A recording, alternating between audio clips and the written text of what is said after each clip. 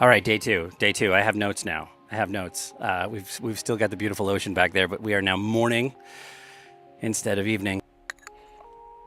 Hey, Polgu. Goodness gracious me. Have you ever seen that show? It's a staple of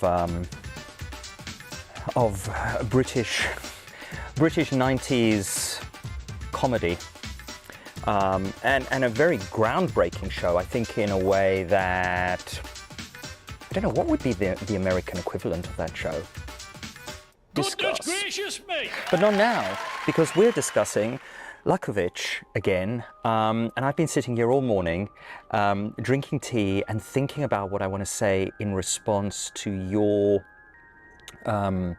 wonderful and cogent, supremely cogent. I have to cover up my lack of cogency by sort of moving my mouth in hopefully unique and interesting ways, so that you don't notice that the blah, blah, blah, blah, blah that's coming out of it is just blather. Although I have been doing something quite five-ish this morning, right? Because you and I think, are, as befits two instinct musketeers, we're in a kind of essentializing space. I mean, we're going to talk about essence. We're going to get to that. But, even in terms of using the usual SO, SP, SX abbreviations, right? We've taken it right down to the bone. A pox on the instincts, as I like to say, because really, I mean, I'm often saying, particularly in the last month or so, I'm saying a pox on this needling and needy and eros, ecstasy, and electricity-seeking instinct, and the things it makes me do, a pox on it, but also, it's our primary life force. It's where the life force, I was going to say bludgeons. Yeah, maybe bludgeons us in a particular way, in a particularly strong way, and then it bludgeons us in a more functional way, and then there's hardly any bludgeoning, but we're actually missing out in that third section. But I think some people, I want to talk to you a bit about Milo today. I think some people almost miss out on two. I think if you're really missing out, if you have very little second and third, and you're really just going on your first, ow.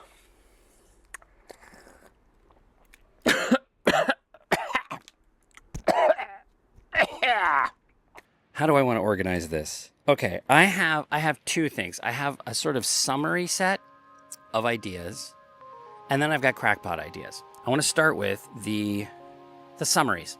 Well, what do I mean by summary? I mean the assertions. Like I wrote down, like what is Luckovich? What are his assertions? What are his theories here that he's trying to propose? And I wrote down four of them as I saw them. Number one, personality is an expression of the meeting of instinctual needs. I think that's very true. I think that I've never thought about it this way, that personality is an expression of the meeting of instinctual needs. But it must be true, right? We all have instincts. We all have needs.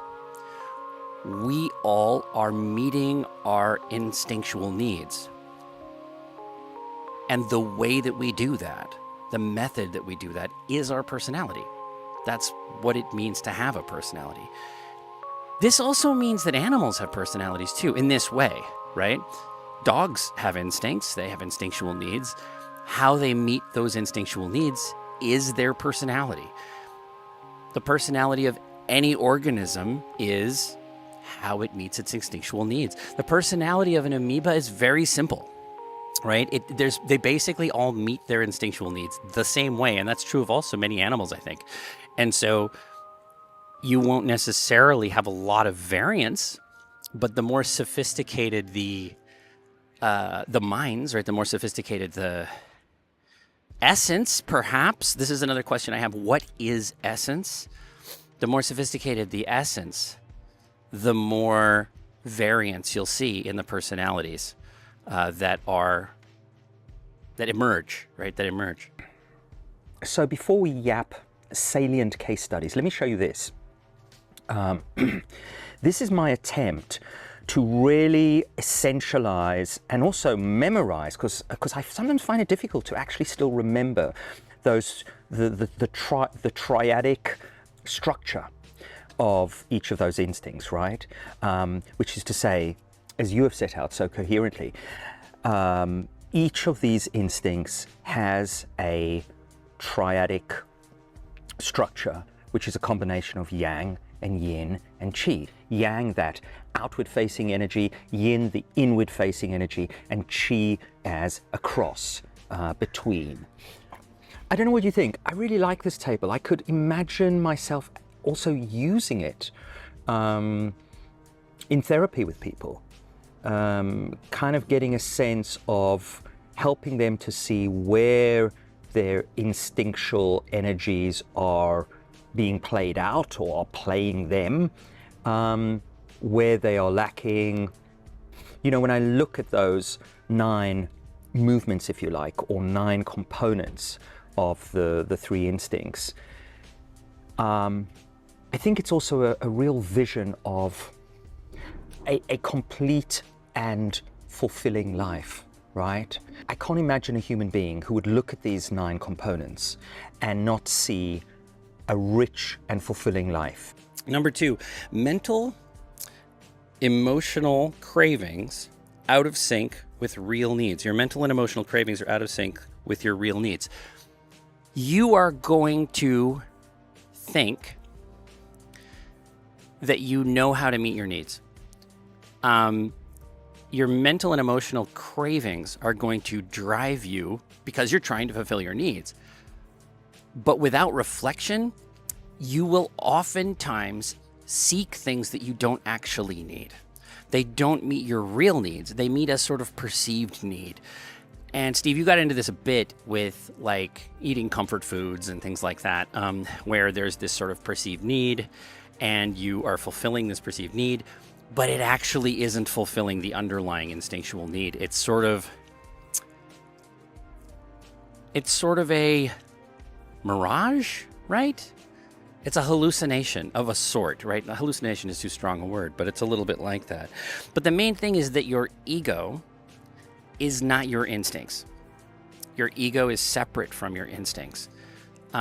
Your ego that drives you, that is you in many ways, is not necessarily going to be aware of the instinctual needs, insofar as like it is driven by them, so it knows them in that regard. But it doesn't really have a sense of what they really are. There's not really a reflective sense of like what actually needs to happen. This has to happen in a different place, not in the ego, right? So in a way, we're shaping our ego when we reflect upon our instincts. And maybe shaping is not quite the right word. Maybe maturing, or there's some other word that might work better, but let's go with shaping, right? We're doing an act of creative exercise when we are reflecting on our instincts, reflecting on our needs within the context of our essence, of our enneatypes. And this will help us to both understand our ego and shape our ego.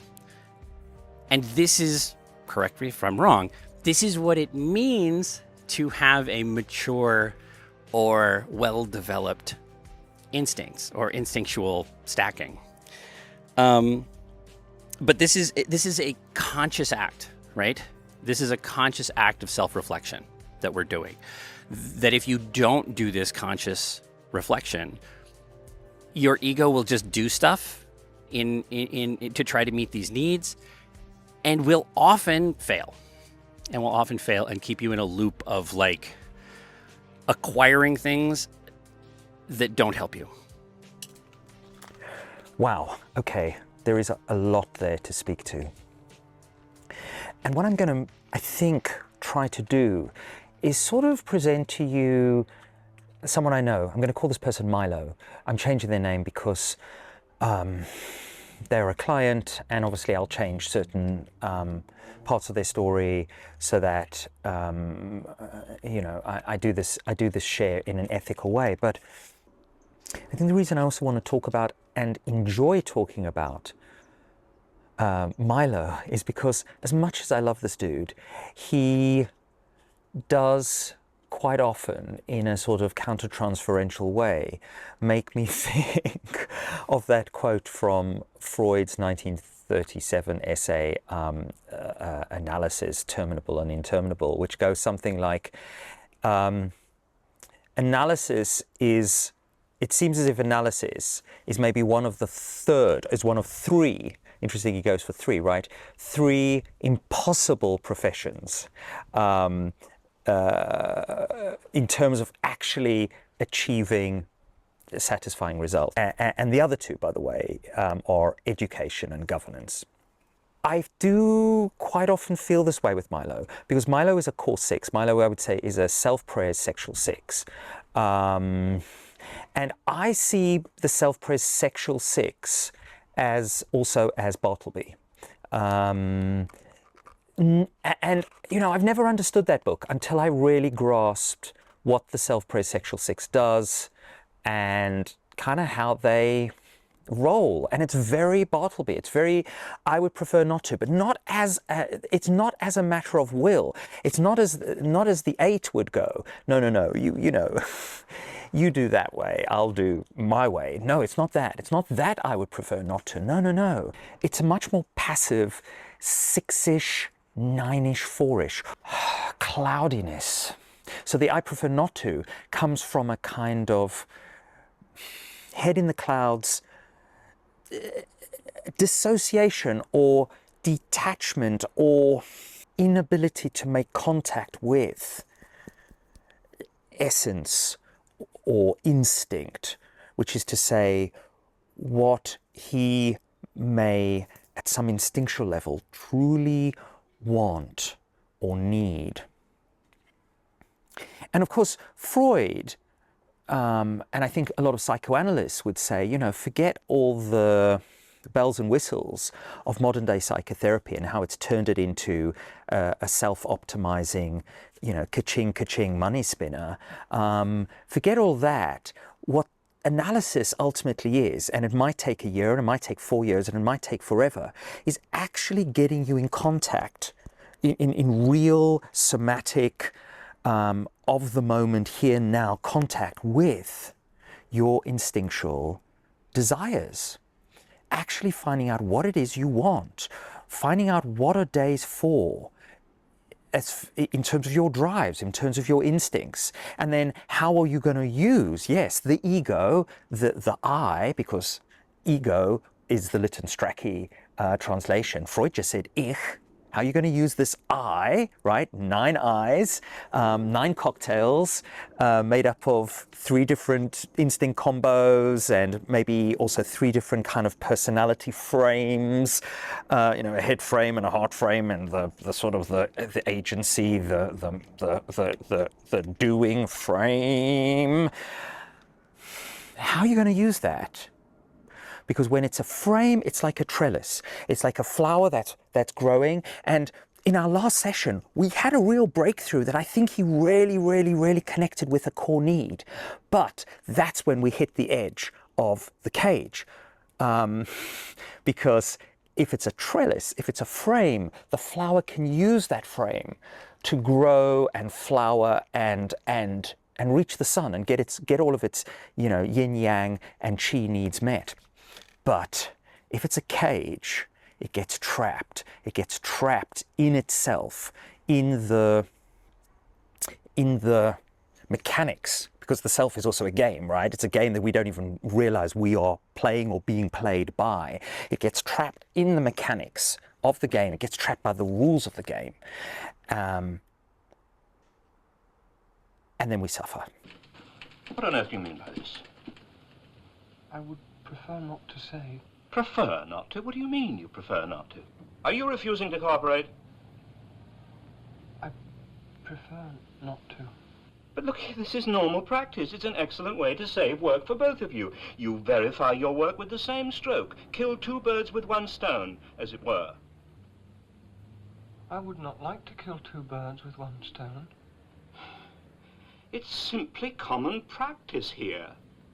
It's not unreasonable.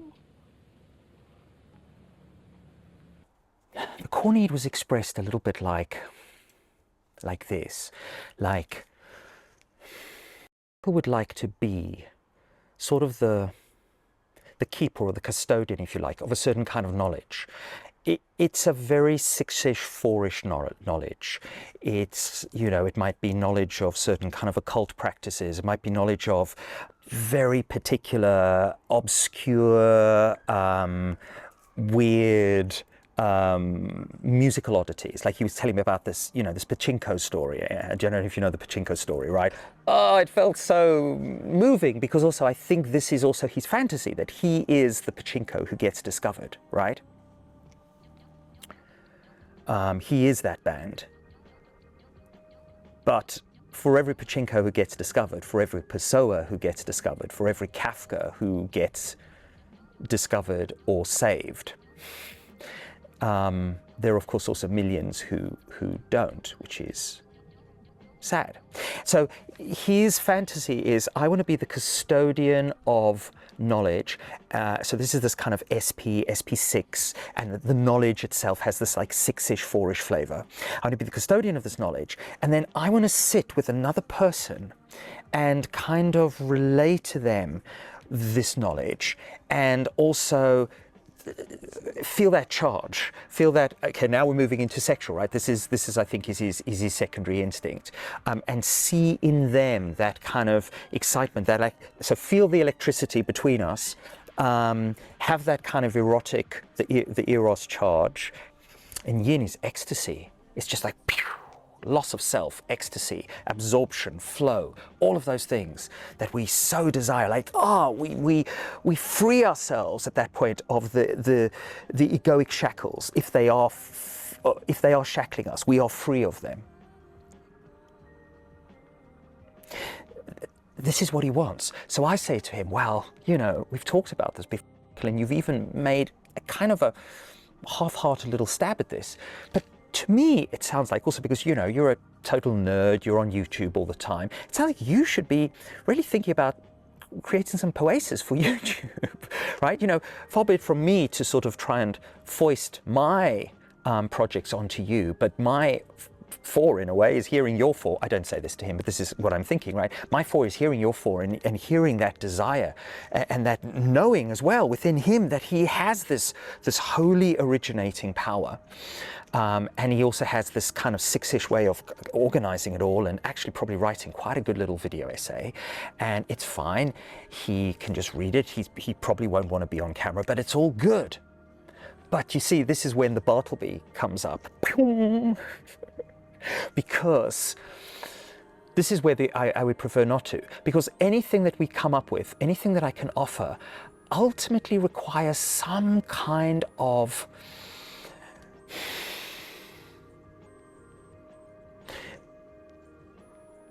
minimal contact, let's say, with the social realm.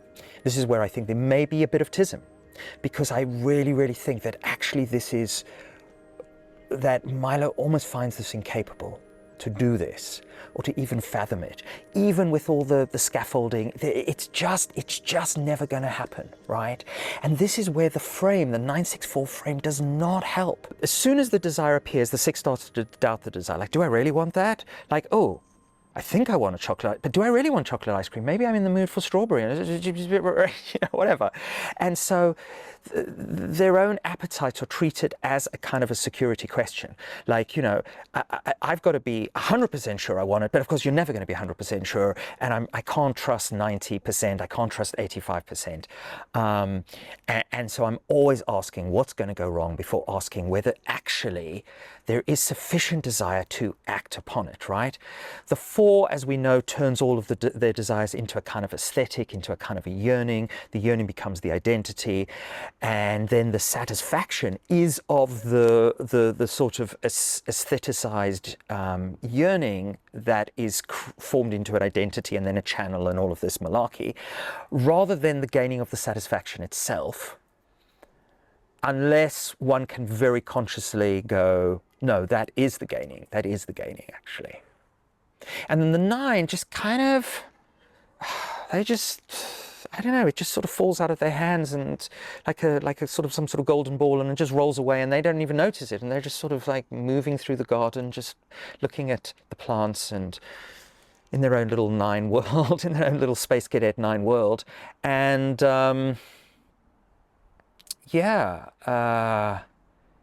just drifting along. But also, it's so double-edged, because that drift is also very, very close to the kind of drift we maybe all want. That sort of Taoist, you know, if we're going to make it through across the river alive, we need to think like a boat and go with the tide. And who goes better with the tide than the 9? But you add the 9 going with the tide, to the 6 second-guessing everything, and particularly the self-praise 6s, I would prefer not to, because the self-praise instinct, in a way, is the one that is least willing to risk it all.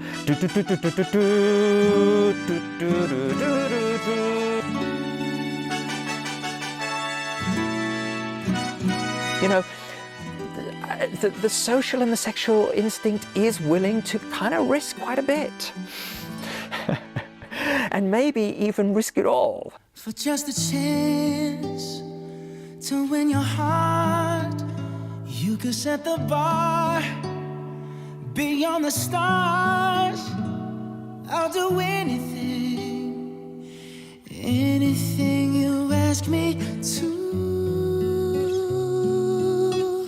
Risk it all. Idiots that the social sexual needs push us into. But self-praise is the very opposite of that. Self-praise is, no thank you, I'll wait and see, thank you very much, thank you very much. And so you have that applied to 9, 6, 4, and what you get then are these sort of the sort of loops, which just keep the desire, the true desire, which is clear now, which is self-evident, but it just keeps it like bouncing around the cage in these sort of loops. So what are the loops? Okay, the safety precondition, right? He needs to know someone is emotionally safe before he will engage with them. But the problem is that safety is the information that we get from the engagement, and the precondition for the act can only really be generated by the act itself. So the gate never opens, right? Also, the reciprocity trap. He won't go first with vulnerability because it might not be returned or it might be used against him. The other person then would be holding all the cards. That would feel very unsafe. And this is tricky if you're in therapy with someone, and essentially the game of therapy is to allow oneself to a certain extent to be vulnerable, allow oneself to actually speak of what is occurring within the self, or what intimations of thoughts, feelings, and doing energies are arising for us. And in that 964 cage rather than frame, this doesn't happen. I mean, another classic 6-1 is the sort of the forward projected obstacle, seeing the block far down the road and then stopping now, even from starting. It's like he's got a writing project which he's maybe thinking of doing an essay for, and he starts writing it, but then he realizes that in section 4 there might be something that he wouldn't be able to film or something, and so everything just then gets dropped. And the crazy thing is that his frame or cage, if you like, is doing exactly what it is being designed to do, right? Every part of it is doing what it has evolved to do. The fear of the cortex, the 6-wing 5 produces vigilance. The 5 then converts this into kind of a knowledge. The 4 makes the knowledge sort of personal and deep and rare, and also this is also kind of electrified by the SX instinct, which makes then the thing we're obsessing about, you know, the whatever it is, like something just truly magical and enchanting. And then the 9 side allows us to hold all of this in a very kind of loose way forever and not do anything with it. You know, like just continuously juggling balls made out of clouds, which look beautiful and create a sort of a flow, but inside us there's a feeling of, why am I spending my whole life just juggling balls made out of clouds? When next to me I see this 8-ish character, you know, he thinks it, he feels it, he does it, and I see this 1-ish character, he's driven to do the right thing, and here I am doing this. Number 3, there is a friction between autonomy and reliance on externalities, on external stuff. The Marx quote was particularly good here, that the only way to really be free is in community, because we cannot do everything and we can't fulfill all of our own needs, but we want to, right? We are individuals. We want to be absolutely free, and by that, not encumbered by anybody else. We don't want to have to rely on other people. We don't want to have to ask other people for anything. And yet, it is just not possible to exist. Well, okay, all right, maybe some saints or hermits or whatever can do it pretty well, but they have to not live in a city, right? They have to not rely on like services or anything. Like, it's just very rare. And I think it's like, to try to actually live totally independently feels a little silly, right? You're not, actually, in that case, you're not free. You're only able to do the things that you are capable of doing yourself. That's it. And every other thing that you might want to do, you can't. If you're not able to do it yourself, it's just not available to you. Whereas if you live in a healthy community, right, you can rely on others for things. There's so much more you can do. There's so much more you can experience. There's so much more that like we can, like in many ways, we are so much more free when we're relying on others, when we are able to work with others, or what's the word for it that I'm looking for here? To delegate our power. Right? We delegate some of our power and some of our resources to other people so that they can focus on being the ones that are expert in, like, I don't know, building roads or, you know, writing laws or what have you. And we can just do whatever we want to do, right? We can do the thing that we love to do because we can rely on them to do this other stuff. And it really does give us more freedom. But this is counterintuitive, right?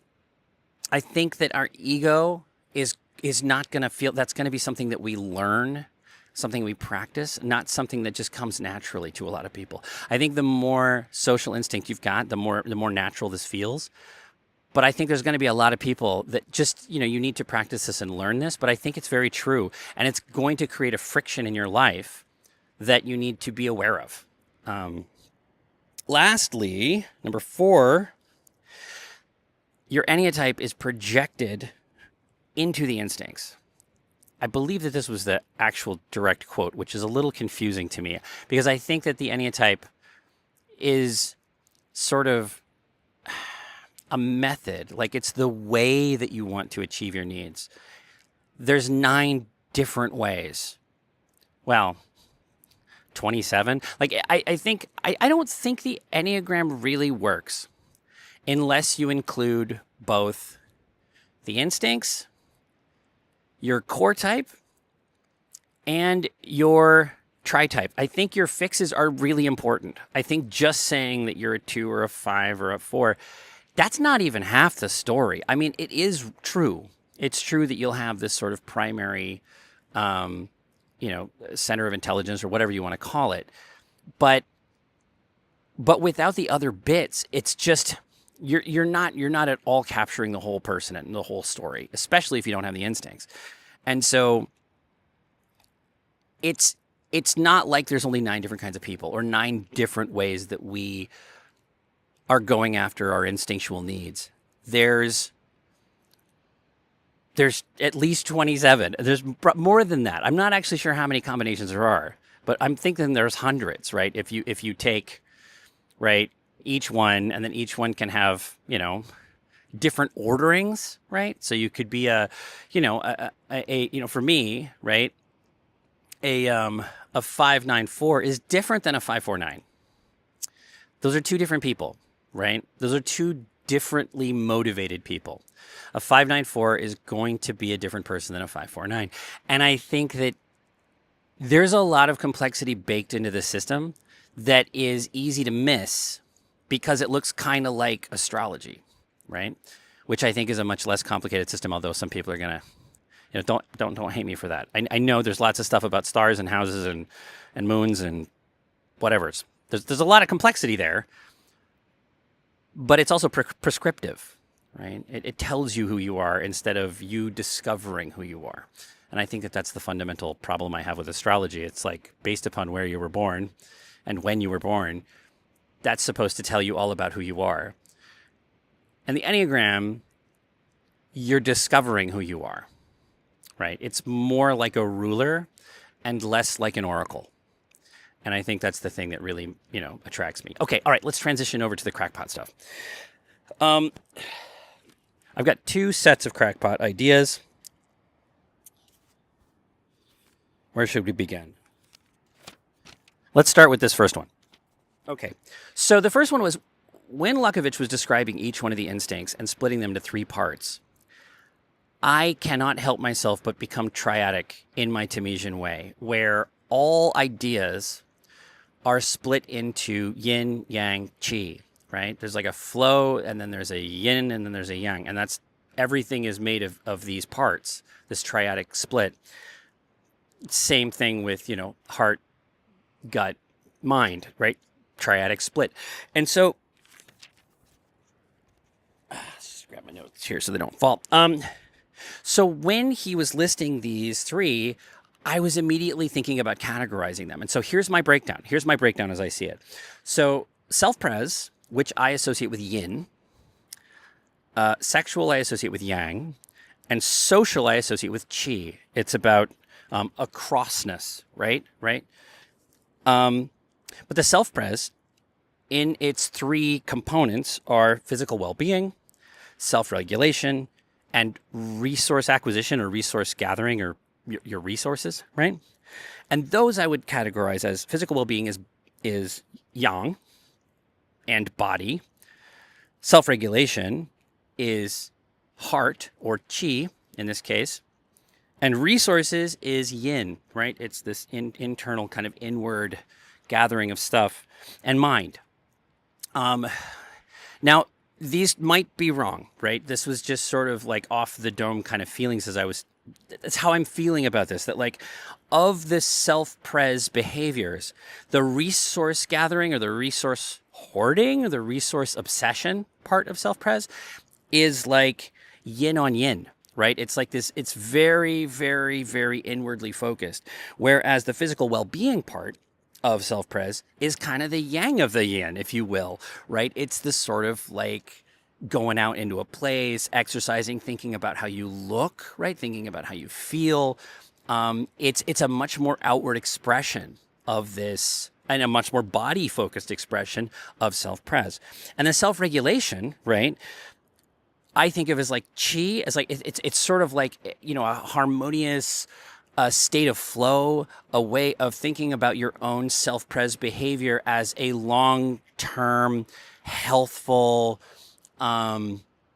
practice that is never ending. This is sort of one of the ways that I connected with self-pres here is like my practice of sauna is very much in this methodology of self-pres as self-regulation. And I connected with it a lot. Whereas with the sexual stuff, which we'll go to right now, I connected with less, not so much. And also with the thinking of like your top instinct is the one that you need to feed, right? Obviously for me it's social, but sexual is the one I feed the least, I think. And so to me that drops it down to the bottom as well. Anyway, sexual obviously is yang, but of the three components of it, which we have the physical act of sex, chemistry, and then a loss of self, a subsuming of self into either an experience or another person or whatever. So sex is body, yang. Chemistry is heart, qi. And loss of self is mind and yin. So this sort of like...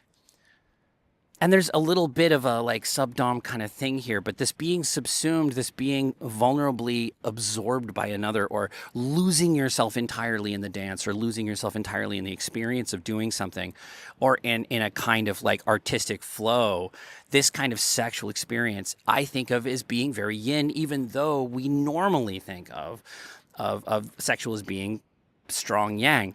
And the chemistry is like an ongoing engine, right? It's a little bit like that sort of self-regulation notion of self-pres, where in this case we have an ongoing kind of flow state of engaging with another person, engaging with art, engaging with nature, right? It's this, but it's very personal, very much not for like a self-preservation thing, but instead to commune, right? To like really feel like you're part of a single thing in a way.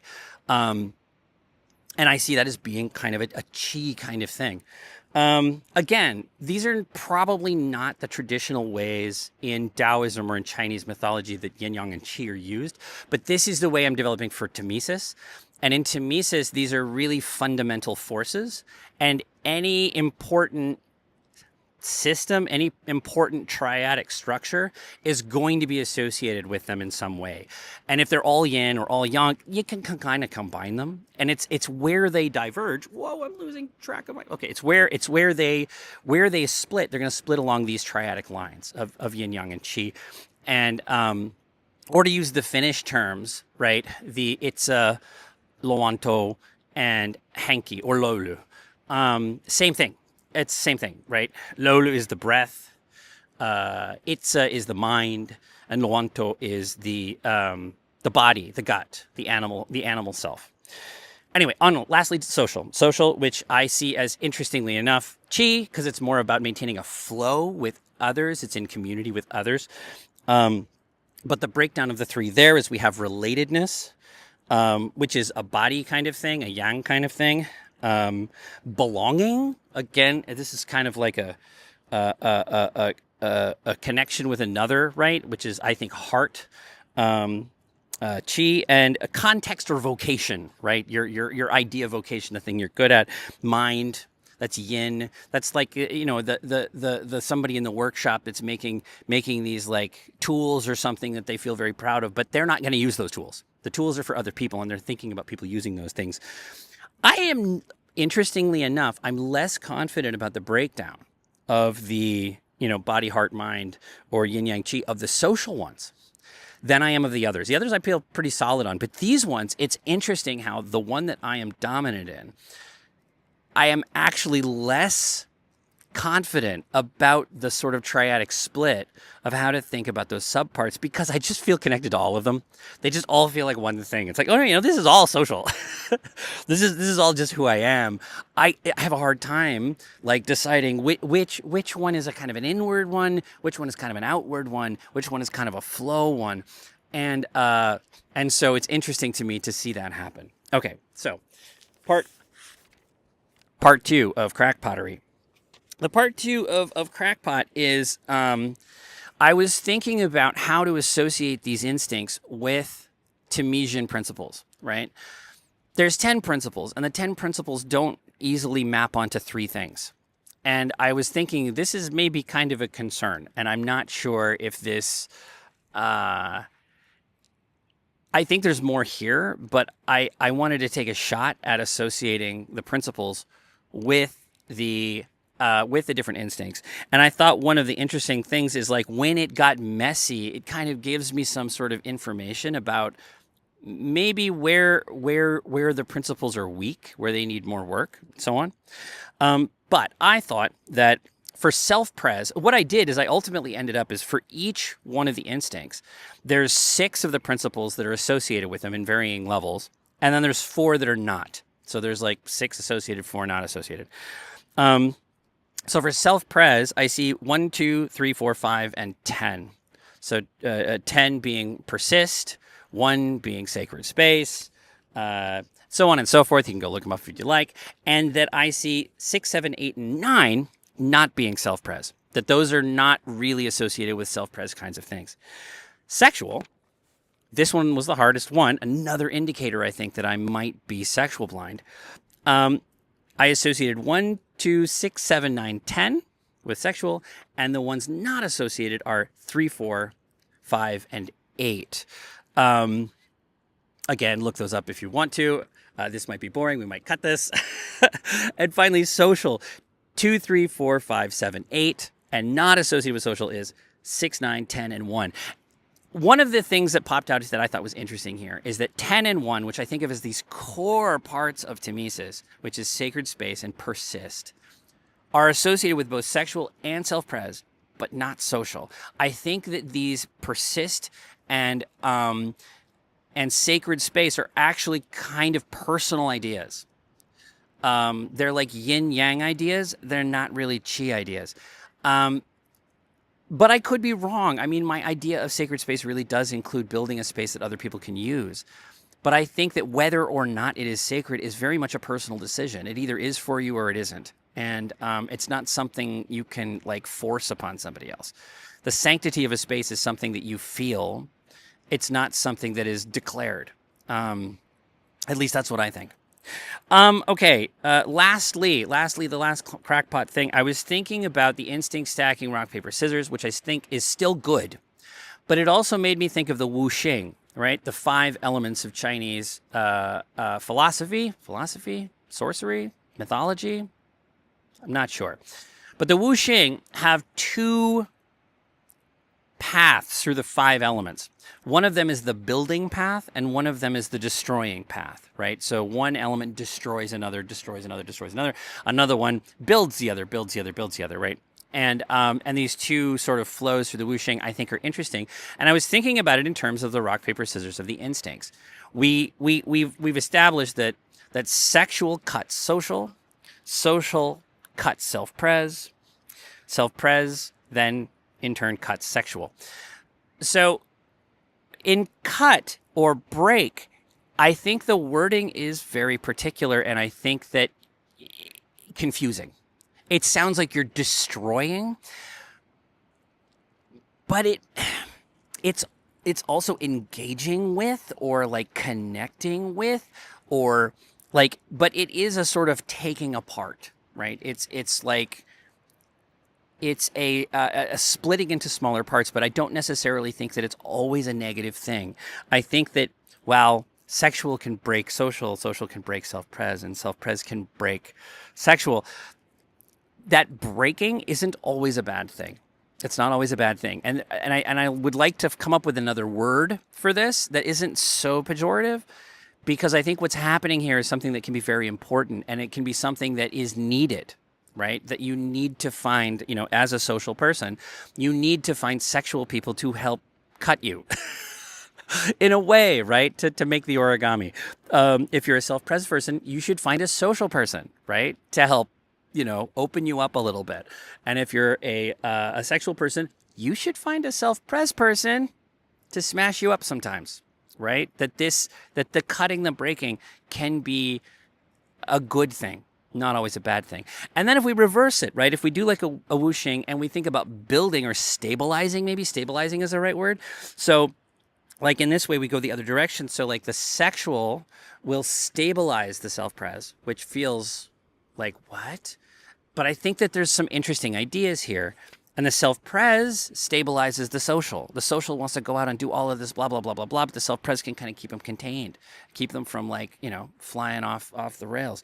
And social stabilizes the sexual, right? The sexual just wants to go get in and do stuff all the time. And the social can be like, negotiate consent, man, or whatever, right? Like having this sort of like conversations to stabilize the sexual desire, right? So I think that there's this destabilizing direction and a stabilizing direction.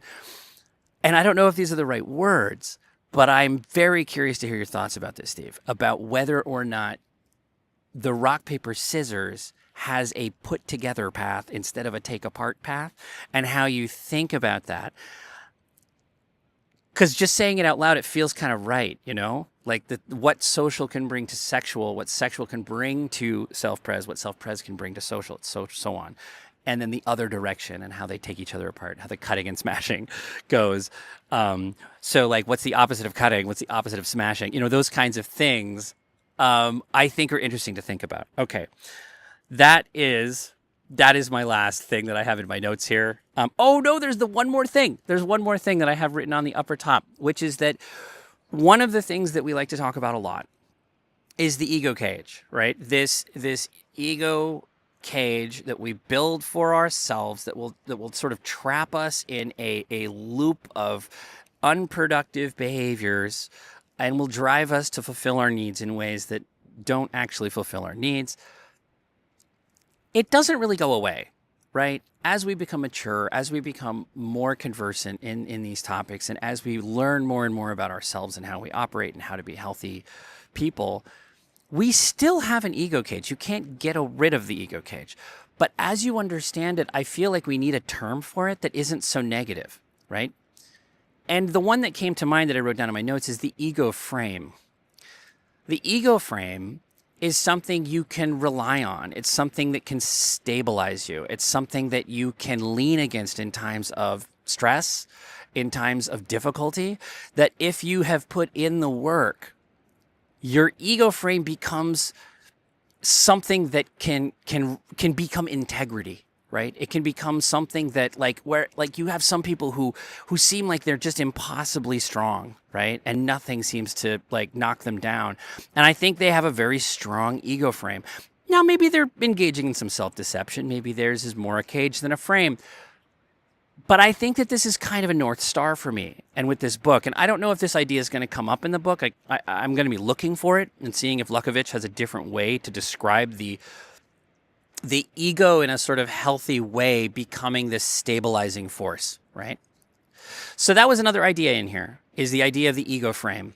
The ego cage being this thing that holds us back, the ego frame being this thing that holds us up. All right, friend. This is what I got. I'm going to string these together. You're going to have to work your magic and do some edits. Let's do a final shot of this beautiful ocean. Yeah, man. There she is. All right. Here goes. Over and out.